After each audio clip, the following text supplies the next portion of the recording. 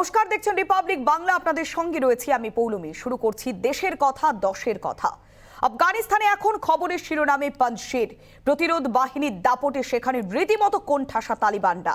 গত 24 ঘন্টায় আন্দ্রাব সহ বিভিন্ন প্রদেশে 350-র বেশি তালিবানের মৃত্যু হয়েছে বলে সূত্রের খবর। আহমেদ মাসুদের নেতৃত্বে পাঞ্জশিরে তুমুল লড়াইয়ে দিনে দিনে যোগ দিচ্ছে আরও বেশি করে আফগানিস্তানের মানুষ।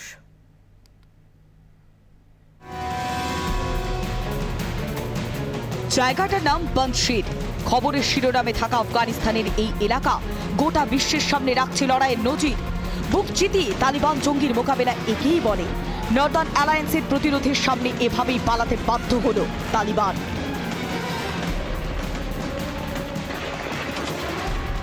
আফগানিস্তান দখলের পর কয়েকদিন ধরেই সকলের নজর ছিল কাবুলের পরিস্থিতির ওপর, কিন্তু গত কয়েকদিনে ছবিটা পাল্টে গিয়েছে। এখন আর কাবুল নয়, খবরের শিরোনামে পাঞ্জশির। দিনে দিনে তালিবানের বিরুদ্ধে প্রতিরোধ আর শক্ত হচ্ছে সেখানে। আহমেদ মাসুদের নেতৃত্বে তালিবানদের কড়া জবাব দিচ্ছে প্রতিরোধ বাহিনী। গত 24 ঘন্টায় গজনি, কান্দাহার, হেরাট, বাগলান, কাপিসা সহ বিভিন্ন জায়গায় প্রতিরোধ বাহিনীর গুলিতে কমপক্ষে 300-র বেশি তালিবান জঙ্গির মৃত্যুর খবর। আন্দ্রাবে তালিবান কমান্ডারের মৃত্যুর খবর। ফুজ এলাকায় প্রতিরোধ বাহিনীর গুলি 50 জন তালিবানের মৃত্যু হয়েছে বলেই খবর। প্রায় 20 জনকে গ্রেফতারও করেছে নর্দার্ন অ্যালায়েন্স। স্বাভাবিকভাবেই এই খবর মানতে নারাজ তালিবান। তালিবান নেতা জাবিউল্লাহ মুজাহিদের দাবি, বাগলানের 3টি জেলা তালিবানের দখলে। পাঞ্জশিরকে তারা ঘিরে রেখেছে বলে দাবি তালিবান মুখপাত্রের। আফগানিস্তানের সাধারণ মানুষ এখন তাকিয়ে রয়েছে নর্দার্ন অ্যালায়েন্সের দিকে। প্রতি পদে তারা বুঝিয়ে দিচ্ছে বিনা যুদ্ধে ছাড়া হবে না সূচক্রমে দিনই। রিপাবলিক বাংলা। বন্ধুত্বের স্বার্থে আফগানিস্তানের পাশে গিয়ে দাঁড়ালো প্রতিবেশী ছোট্ট দেশ তাজিকিস্তান। ইতিমধ্যে হেলিকপ্টারে পাঠানো হয়েছে অস্ত্র, গোলা বারুদ, পাঠানো হয়েছে রসদও। তাজিকিস্তানের পাশে পেয়ে মনোবল তুঙ্গে নর্দার্ন অ্যালায়েন্সের।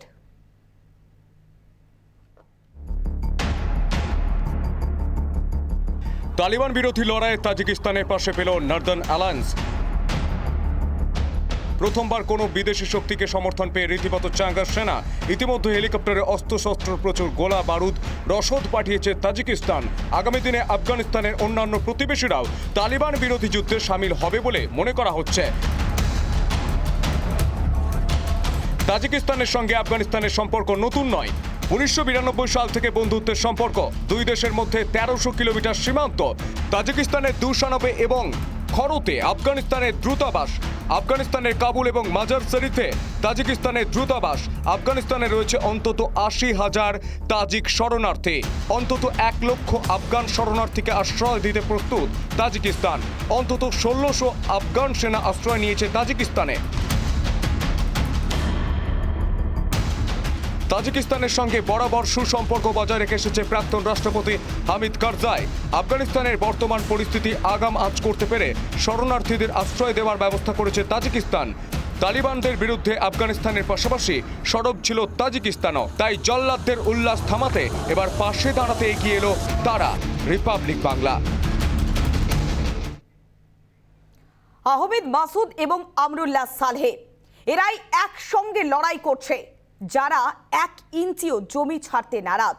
বর্তমানে যে পরিস্থিতি তৈরি হয়েছে তাতে আহমেদ মাসুদ আর আমরুল্লাহ সালেহ একমাত্র তালিবানদের প্রতিপক্ষ। তালিবান বিরোধী সবচেয়ে বড় মুখ, যাদের একরোখা মনোভাবই বুঝিয়ে দিচ্ছে বিনা যুদ্ধে পাঞ্জশিরের এক অংশ তারা দেবেন না। চারদিক থেকে যখন পাঞ্জশিরকে তালিবানরা ঘিরে ফেলছে, তখনও পিছু হচ্ছে না মাসুদ এবং তার সঙ্গী সালেহ। প্রেসিডেন্ট যখন পিঠ বাঁচিয়ে দেশ ছেড়ে পালিয়েছেন, তখন পাঞ্জশির থেকে তালিবানের বিরুদ্ধে লড়াই করে যাচ্ছেন আহমেদ মাসুদ ও আমরুল্লাহ সালেহ। গণতন্ত্রকামী আফগানবাসী এখন তাকিয়ে এই দুজনের দিকেই। পাঞ্জশিরে ঢোকা যে সহজ হবে না তা প্রতি পদে তালিবানকে বুঝিয়ে দিচ্ছেন তারা। এক সংবাদ মাধ্যমকে দেওয়া সাক্ষাৎকারে মাসুদ জানিয়েছে, আমি যুদ্ধ চাই না, কিন্তু তালিবানকে বোঝাতে চাই আলোচনার মাধ্যমে সমস্যার সমাধান সম্ভব। তবে পাঞ্জশির কোনো মতেই তালিবানের হাতে তুলে দেব না। সংবাদ সংস্থাকে মাসুদ জানিয়েছে তার সঙ্গে 6000 সেনা রয়েছে। আন্তর্জাতিক স্তরে তার সমর্থনের প্রয়োজন। এখনো পর্যন্ত অন্য কোনো দেশের প্রত্যক্ষ সহযোগিতা না পেলেও তাজিকিস্তানকে ইতিমধ্যেই পাশে পেয়েছে মাসুদের যোদ্ধারা। মাসুদের পাশে রয়েছে আমরুল্লাহ সালেহ। পানশিরে ঢোকার মুখে তালিবানরা একত্রিত হয়েছে। সেখানে প্রতিরোধ বাহিনীর করা টক্করের মুখে পড়েছে তালিবান। মাসুদের সহযোগিতায় রয়েছে আরও একজন, তিনি সালহে মোহাম্মদ রেগিস্তানি। এই রেগিস্তানি আগেও সোভিয়েত বিরোধী এবং তালিবান বিরোধী প্রতিরোধ গড়ে তুলেছিলেন। সেই রেগিস্তানি পানশিরের সামনে থেকে লড়াইয়ের নেতৃত্ব দিচ্ছেন। যে মাসুদ তালিবানের সব থেকে বড় মাথা ব্যথার কারণ, সেই মাসুদের নেতৃত্বে পানশিরে প্রতিরোধ বাহিনীর লড়াইয়ের মুখে প্রাণ ভয় পালিয়ে যায় তালিবান। আফগানিস্তানের ফজে নর্দার্ন অ্যালায়েন্সের প্রতিরোধ বাহিনীর সঙ্গে তালিবান সেনাদের তুমুল যুদ্ধে প্রাণ যায় দুপক্ষের বেশ কয়েকজনের। রিপাবলিক বাংলা। 31 অগস্টের মধ্যেই ছাড়তে হবে কাবুল বিমানবন্দর, তারপর আর সময় বাড়াতে রাজি নয় তালিবান। তালিবানের নয়া হুঁশিয়ারিতে রীতিমতো চিন্তায় মার্কিন এবং ব্রিটিশ প্রশাসন। এখনো পর্যন্ত বহু মানুষ কাবুল বিমানবন্দরে আটকে। কিভাবে তাদের উদ্ধার করা হবে, জবাব নেই বাইডেনের কাছেও। কাবুল বিমানবন্দর ফাঁকা করে দেওয়ার জন্য আমেরিকা ও ব্রিটেনকে 31 আগস্ট পর্যন্ত সময়সীমা দিয়েছে তালিবানরা। শেষ মার্কিন ও ব্রিটিশ সেনা কাবুল ছাড়ার পরই তারা সরকার গঠন করবে বলে তালিবানের পক্ষ থেকে জানিয়ে দেওয়া হয়েছে, কিন্তু তারপরেও আর সময় দেওয়া হবে না। সোমবার বাইডেন প্রশাসনকে হুঁশিয়ারি দিয়েছে তালিবান। মার্কিন নাগরিকদের নিরাপদে ফেরাতে কাবুল বিমানবন্দরে অতিরিক্ত সেনা মোতায়েন করেছে হোয়াইট হাউস। কিন্তু 31 আগস্টের মধ্যে কি আদৌ সম্ভব হবে সমস্ত মার্কিন নাগরিক ও সেনাকে আফগানিস্তান থেকে ফিরিয়ে আনা? নিশ্চিত নন প্রেসিডেন্ট বাইডেনও। রবিবার হোয়াইট হাউসে বাইডেন এই এয়ারলিফটকে বিশ্বের বৃহত্তম অভিযান বলেই ব্যাখ্যা করেছেন। Third country civilians, Afghan allies, and vulnerable Afghans. And I want to provide the American people with a brief update on the situation in Afghanistan. Since I spoke to you on Monday, we've made significant progress. We've secured the airport, enabling flights to resume. Not just military flights, but civilian charters and from other countries, and the NGOs taking out civilians and vulnerable Afghanis. 31 আগস্টের মধ্যে কিভাবে এই অভিযান শেষ করা যাবে তা নিয়ে চিন্তায় ব্রিটিশ প্রশাসনও। ব্রিটিশ প্রতিরক্ষা সচিব বেন ওয়ালেস জানিয়েছেন, এই মুহূর্তে ব্রিটিশ প্রশাসনের কাছে প্রতিটি মিনিট গুরুত্বপূর্ণ। এখন আর সপ্তাহ নয়, আমাদের সময়সীমা ঘন্টায় নেমে এসেছে। 31 আগস্টের মধ্যে কাবুল না ছাড়লে তার ফল ভুগতে হবে আমেরিকা ও ব্রিটেনকে। সোমবার কড়া হুঁশিয়ারি তালিবানের। কিন্তু এত মানুষ এখনো কাবুলে আটকে রয়েছেন। বাইডেনের স্পষ্ট কথা, স্বজন হারানোর যন্ত্রণা ছাড়া এত সংখ্যক মানুষকে সরানো সম্ভব নয়, কিন্তু আফগানিস্তান থেকে বেরিয়ে আসা ছাড়া আর অন্য কোনো উপায় নেই। রিপাবলিক বাংলা। আফগানিস্তান দখলের এক সপ্তাহ পার, তালিবানি সন্ত্রাস যেন আরো ভয়ঙ্কর হয়ে উঠছে। একদিকে পানশিরে কড়া টক্করের মুখে পড়ে প্রাণ হারাচ্ছে শয়ে শয়ে তালিবান, অন্যদিকে কাবুল বিমানবন্দরের দখল নিতে তালিবানরা কার্যত ঝাঁপিয়ে পড়ছে। আমেরিকান সেনাদের সঙ্গে গুলি পাল্টা গুলি লড়াইয়ে সন্ত্রাসের পরিস্থিতি জিইয়ে রাখছে বর্বর তালিবান। কাবুল বিমানবন্দরের বিশৃঙ্খলার ছবিটা বদলালো না সোমবারও, চলল গুলি। বিমানবন্দরের উত্তর গেটের কাছে অজ্ঞাত পরিচয় ব্যক্তিদের সঙ্গে তালিবানের গুলির লড়াইয়ে মৃত্যু হলো এক আফগান নিরাপত্তারক্ষীর। এক মার্কিন সেনা সহ আহত হয়েছেন 3 জন। তবে কে বা কারা গুলি চালিয়েছে তা স্পষ্ট হয়নি। এদিনও বিমানবন্দরে যাওয়ার প্রায় প্রতিটি রাস্তা তালিবানরা দখল করে নেয়। ফ্রান্সের বায়ুসেনার একটি বিমান লক্ষ্য করে হামলা চালায় তালিবানরা। অল্পের জন্য রক্ষা পান 200 জন যাত্রী। তবে কেন ফরাসি বায়ুসেনার বিমান লক্ষ্য করে হামলা তা জানা যায়নি। কাবুল বিমানবন্দরে এখনো হাজারে হাজারে মানুষের ভিড়। আফগানিস্তান ছেড়ে যেতে অধীর উৎকণ্ঠায় বিমানের আশঙ্কায় রয়েছেন অনেকেই। তবে বিমানবন্দরে আসার পথে তালিবানি তল্লাশিও চালানো হয়েছে গাড়িতে। এমনকি বিদেশিদের জিনিসপত্র কেড়ে নেওয়ার অভিযোগ উঠেছে তালিবানের বিরুদ্ধে। রিপাবলিক বাংলা। আফগানিস্তান পরিস্থিতি নিয়ে আলোচনা করতেই সর্বদলীয় বৈঠকের ডাক। বৃহস্পতিবার বৈঠকে ভারতের কূটনৈতিক অবস্থান নিয়ে আলোচনা হবে।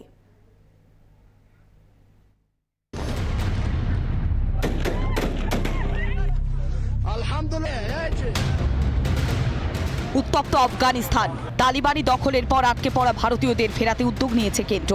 ইতিমধ্যেই বেশ কিছু ভারতীয়কে ফেরানো হয়েছে। আফগানিস্তান পরিস্থিতি নিয়ে 26 আগস্ট সর্বদলীয় বৈঠক ডাকা হয়েছে। বৃহস্পতিবার সকাল 11টায় এই বৈঠক হওয়ার কথা। টুইটে বিদেশ মন্ত্রী এস জয়শঙ্কর সর্বদলীয় বৈঠকের কথা জানান। আফগানিস্তানের পরিস্থিতি নিয়ে বিভিন্ন রাজনৈতিক দলের সংসদীয় নেতাদের অবগত করবার জন্য প্রধানমন্ত্রী নরেন্দ্র মোদী নির্দেশ দিয়েছেন। সংসদ বিষয়ক মন্ত্রী প্রহ্লাদ যোশী এ বিষয়ে বিস্তারিত জানাবেন। কেন্দ্রের ডাকা সর্বদলীয় বৈঠকে থাকবে রাজ্যের শাসক দল তৃণমূল কংগ্রেসও। মিটিং যদি একটা এক্সটার্নাল অ্যাফেয়ার্স তালিবান আফগান নিয়ে ডাকা হয়েছে, সেখানে আগামীকাল কি 26 তারিখ, তো বৃহস্পতিবার আছে, নিশ্চয়ই যাবে। রবিবারই কাবুল থেকে 168 জন যাত্রী নিয়ে ভারতে ফিরে বায়ুসেনা C-17 বিমান। যাত্রীদের মধ্যে 107 জন ভারতীয় ছিলেন।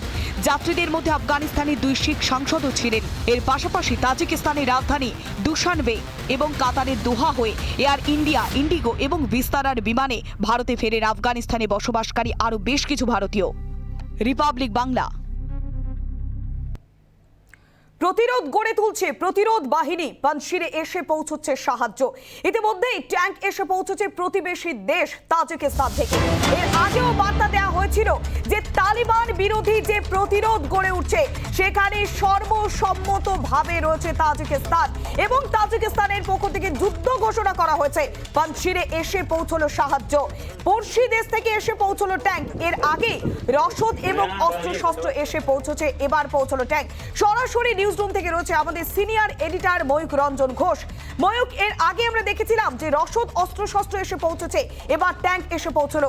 এক কথায় প্রতিবেশী দেশের পক্ষ থেকে যেভাবে সাহায্য করা হচ্ছে প্রতিরোধ বাহিনীকে প্রতিরোধ গড়ে তুলবার জন্য, তাই বাড়তি অক্সিজেন পাচ্ছে নর্দার্ন অ্যালায়েন্স। একদমই তাই। এবং এই যে প্রতিরোধের ছবি, এই স্বাধীনতা সংগ্রামের যে লড়াই, এই সাধারণ মানুষগুলো যারা প্রতিনিয়ত তালিবানদেরকে নাস্তানুবুদ করছে, নাকানি চোবানো খাওয়াচ্ছে তালিবানদের এবং তালিবানদেরকে বলছে যে তালিবানরা কাপুরুষ, তালিবানরা শুধু বর্বর নয়, তালিবানরা গোটা দেশ শাসন করতে পারবে না। এবং তাতে আমরা দেখতে পাচ্ছি তাজিকিস্তান কিভাবে তাদের পাশে এসে দাঁড়িয়েছে।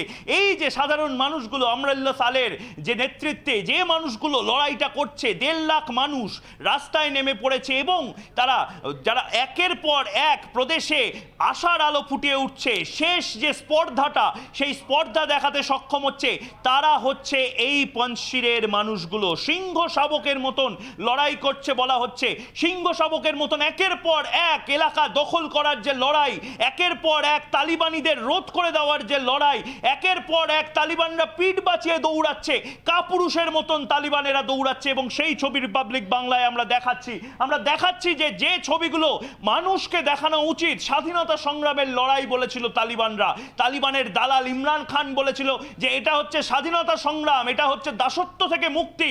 এবার আসল স্বাধীনতা সংগ্রামের লড়াই মানুষ দেখতে পাচ্ছে। যেভাবে নর্দার্ন অ্যালায়েন্সের পতাকা পথ করে উঠছে, যেভাবে নর্দার্ন অ্যালায়েন্স একের পর এক জায়গা, একের পর এক প্রদেশে আশার আলো ফুটিয়ে তুলছে, যেভাবে আমরুল্লাহ সালে নিজে বীরের মতন, বীর সন্তানের মতন গোটা এলাকাকে দেখছেন, সেইখান থেকে মনে হচ্ছে যে এবার হয়তো প্রকৃত স্বাধীনতার যে লড়াই, সেই লড়াই মানুষ দেখতে পাবে। এবং এই ছবিটা রিপাবলিকে আমরা বারবার দেখাচ্ছি, যে ছবিগুলো আমরা দেখাচ্ছি, একদিকে প্রতিরোধের ছবি আমরা দেখাচ্ছি, একদিকে দেখাচ্ছি পিঠ বাঁচিয়ে আমরুল্লাহ সালের যারা সতীর্থ আছো তাদের ভয়ে পিঠ বাঁচিয়ে তালিবানেরা পালাচ্ছে। এবং এই তালিবানরাই নাকি বলেছিল গোটা দেশে তারা শরিয়াতি আইন লাগু করবে।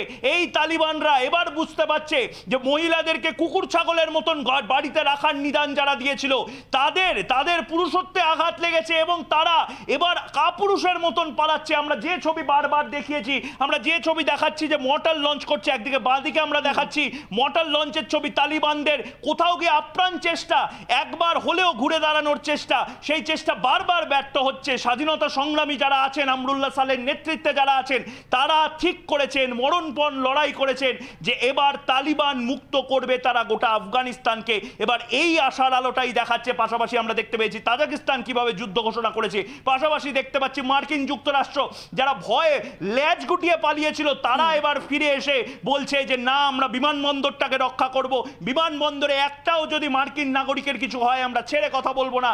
আমরা দেখতে পাচ্ছি এই ডেভেলপমেন্টগুলো এবং আমরা দেখতে পাচ্ছি ভারতের মাটিতে বসে অনেকে যারা তালিবানিদের স্বাধীনতা সংগ্রামী বলেছিল তাদের ভূমিকাটাও, এবং আমরা তাদের একেবারে বোঝা যাচ্ছে নর্দার্ন অ্যালায়েন্স এবং মাসুদ বাহিনীর যে নাছোড় মনোভাব, সেই নাছোড় মনোভাবের কাছেই কিন্তু পরাস্ত হচ্ছে এই তালিবান জঙ্গিরা।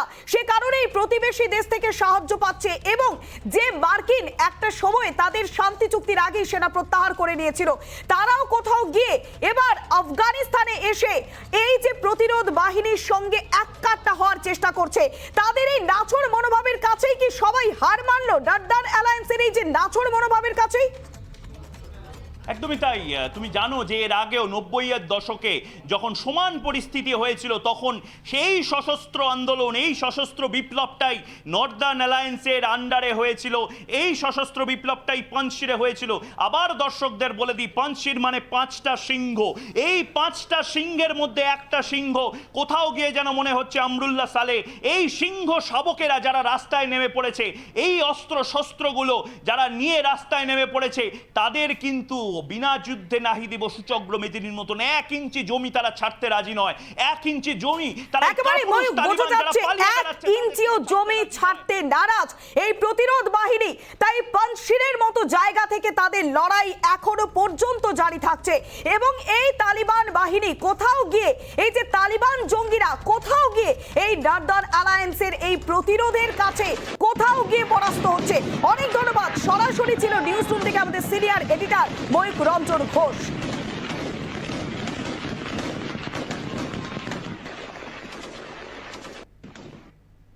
একদিকে আমরা দেখাচ্ছিলাম যে নর্দার্ন অ্যালায়েন্স এবং প্রতিরোধ বাহিনীর নাছোড় মনোভাব, সে কারণেই তাজিকিস্তান প্রতিবেশী দেশের সাহায্য পাচ্ছে, এবং তাজিকিস্তান যুদ্ধ ঘোষণা করেছে তালিবান জঙ্গিদের বিরুদ্ধে। এর পাশাপাশি ড্রাগ সিন্ডিকেটের জাল ছড়িয়ে একাধিক দেশে, সেই টাকাতেই ভর করে বাড়ছে জঙ্গি সংগঠন তালিবান। আফগান দখলের পর বাড়ছে তালিবান আতঙ্ক। আফগানিস্তানের দখল নিয়েছে তালিবান। কাবুলিওয়ালার দেশে ফিরেছে পুরনো আতঙ্ক। 2 দশক পার ড্রাগের কারবার, তোলাবাজির ওপর ভর করেই বিপুল সম্পত্তির মালিক হয় এই কুখ্যাত নেটওয়ার্ক। 2016 প্রতিবেদনে জঙ্গিদের তহবিলের নিরিখে সবার উপরে নাম ছিল ইসলামিক স্টেটের। সেই সময় 200 কোটি মার্কিন ডলারের টার্নওভার ছিল এই জঙ্গি গোষ্ঠীর ওপর। 5ম স্থানে নাম ছিল তালিবানের। তাদের বার্ষিক আয় ছিল 40 কোটি মার্কিন ডলার। তালিবানের এই টাকার উৎস আসলে মাদক পাচার। তালিবানের মাদক জাল বিস্তৃত করেছে Afghanistan, America, Australia, Britain, Russia, Germany, Canada, Colombia, Spain, চীনের মতো দেশে। তালিবানের বিপুল আয়ের উৎসের নেপথ্যে মাদক পাচার ছাড়াও রয়েছে খনি থেকে বিপুল অর্থ আত্মসাৎ, তোলাবাজির মতো ঘটনা। কুখ্যাত এই জঙ্গি সংগঠন বিপুল অর্থের ওপর ভর করেই নেটওয়ার্ক বিস্তৃত করেছে। রিপাবলিক বাংলা।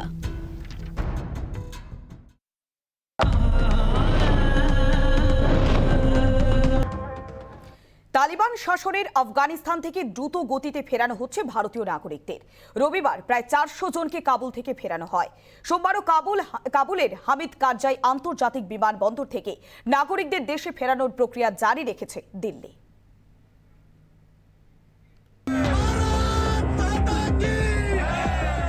যুদ্ধবিধ্বস্ত আফগানিস্তান থেকে দেশের নাগরিকদের ফেরাতে তৎপর কেন্দ্র। সে কাজে ব্যবহার করা হচ্ছে বায়ুসেনার C-17 বিমানও। রবিবার কাবুল থেকে 107 জন ভারতীয়, 23 জন আফগান, শিখ ও হিন্দু সহ মোট 168 জনকে নিয়ে হিন্দান এয়ারবেসে পৌঁছালো বায়ুসেনার C-17 বিমান। সোমবার 87 জন ভারতীয় ও নেপালের 2 নাগরিককে নিয়ে তাজিকিস্তান থেকে এয়ার ইন্ডিয়ার বিশেষ বিমান পৌঁছায় দিল্লি। একদিন আগেই ভারতীয় বায়ুসেনা তাদের কাবুল থেকে উদ্ধার করে তাজিকিস্তানে নিয়ে যায়। এছাড়া শেষ কয়েকদিন বেশ কিছু ভারতীয়কে কাবুল থেকে উদ্ধার করে ন্যাটো ও মার্কিন সেনাবাহিনী। সেই গ্রুপের 135 জনকে দোহা থেকে দিল্লি ফেরাচ্ছে কেন্দ্র।